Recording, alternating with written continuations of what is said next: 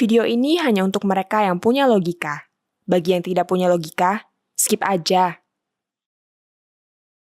Ancaman terhadap keberagaman di Indonesia masih terus berlangsung. Sudah berulang kali kita mendengar di berbagai kota berlangsung pelarangan pembangunan gereja dan pelarangan umat Kristen untuk beribadah. Saya mendapat laporan lain tentang apa yang terjadi di Garut, Jawa Barat. Di kota ini juga terjadi tekanan kelompok mayoritas terhadap kelompok minoritas, meskipun sama-sama Islam. Tepatnya ada upaya untuk menghabisi umat Islam minoritas yang memeluk ajaran Syiah. Yang menjadi bulldozer untuk menghabisi Syiah di Garut adalah sebuah organisasi bernama KAPIS. Singkatan KAPIS itu mengalami perubahan. Ketika didirikan, singkatannya adalah Koalisi Antisipasi dan Pencegahan Ideologi Sesat. Kini kata sesatnya diganti Syiah, sehingga kepanjangannya menjadi Koalisi Antisipasi dan Pencegahan Ideologi Syiah. Syiah adalah sebuah aliran dalam Islam yang sebenarnya ditemukan di banyak negara. Di Iran dan Irak, Syiah adalah mayoritas. Di beberapa negara lainnya, termasuk Mesir dan Lebanon, walau bukan mayoritas, persentase kelompok Syiah dalam umat Islam cukup tinggi. Perbedaan Syiah dan Sunni semula tidak serius. Ini terkait sejarah masa lalu sesudah Nabi Muhammad wafat. Sebagian sahabat Nabi menganggap pengganti Nabi Muhammad sebagai pemimpin umat adalah Ali bin Abu Thalib, yang juga adalah menantu Nabi. Mereka menganggap yang layak menjadi penerus Nabi Muhammad harus datang dari keluarga Nabi. Tapi ini tidak diterima oleh sebagian yang lain. Mereka percaya bahwa pengganti Nabi harus dipilih melalui musyawarah. Sejarah menentukan yang akhirnya menang adalah pilihan kedua. Yang menggantikan Nabi Muhammad adalah sahabat Nabi yang sama sekali tidak ada hubungan kekeluargaan dengan Nabi, yaitu Abu Bakar. Meski terkesan awalnya sebenarnya sepele, ternyata perpecahan itu berbuntut panjang. Mereka yang percaya seharusnya tongkat kepemimpinan Nabi Muhammad diberikan kepada keluarga Nabi disebut Syiah. Sementara yang percaya pada kesepakatan jemaah disebut sebagai Sunni. Dalam perkembangannya kemudian terjadi perbedaan sangat mendasar di antara keduanya. Misalnya saja, ada perbedaan dalam hal apa yang disebut sebagai rukun iman dan rukun Islam. Bahkan ada perbedaan tentang Al-Quran. Ada ayat-ayat yang dipercaya kaum Syiah sebagai ayat-ayat Allah, ternyata tidak terdapat dalam Al-Quran yang dipercaya kaum Sunni. Apalagi soal hadis, alias catatan tentang ucapan Nabi Muhammad semasa hidupnya. Banyak sekali hadis yang diyakini kaum Sunni sebagai kalimat Nabi Muhammad tidak dipercaya oleh kaum Syiah, dan begitu juga sebaliknya. Yang ingin dikatakan di sini memang ada persoalan serius di antara keduanya. Sejarah mencatat konflik Sunni dan Syiah terus berlangsung sampai saat ini. Di Pakistan misalnya, konflik antara kaum Sunni yang mayoritas dan Syiah yang minoritas dapat mengakibatkan jatuhnya korban nyawa. Media memberitakan sudah ribuan nyawa melayang akibat perpecahan ini.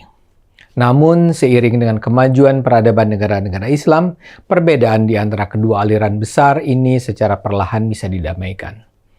Perbedaan-perbedaan yang semula nampak tak bisa dipertemukan, secara perlahan dianggap sebagai perbedaan biasa yang dianggap seharusnya tak menimbulkan perpecahan. Ini yang juga terjadi di Indonesia. Syiah di Indonesia hanya menempati porsi sangat kecil.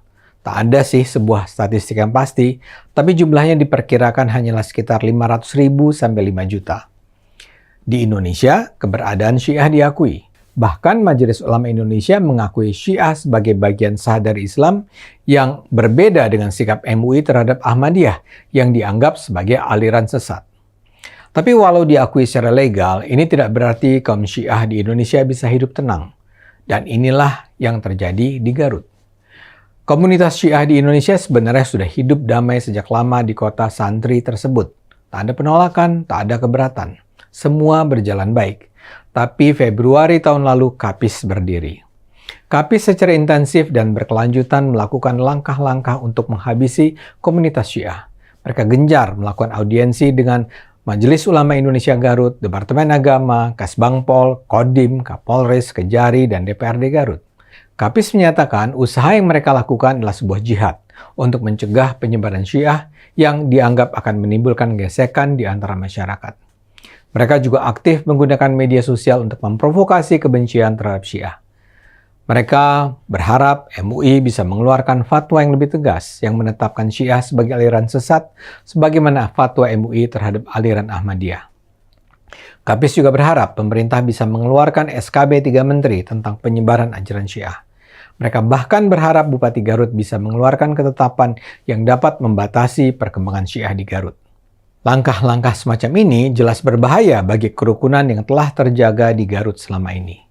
Walau masih berskala terbatas, sikap-sikap intoleransi semacam ini harus dicegah sejak dini. Menghormati keberagaman adalah keniscayaan di Indonesia. Pemerintah harus sejak awal menanganinya sebelum berkembang sampai tahap yang menghancurkan. Kuncinya adalah pada pencerahan umat Islam untuk menerima perbedaan dan keberagaman. Di dunia internasional sendiri ada perkembangan menarik.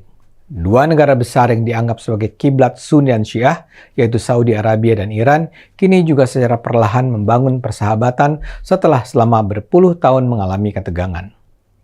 Kita harapkan organisasi seperti KAPIS bisa diredam. Ayo gunakan akal sehat, karena hanya dengan akal sehat bangsa ini akan selamat.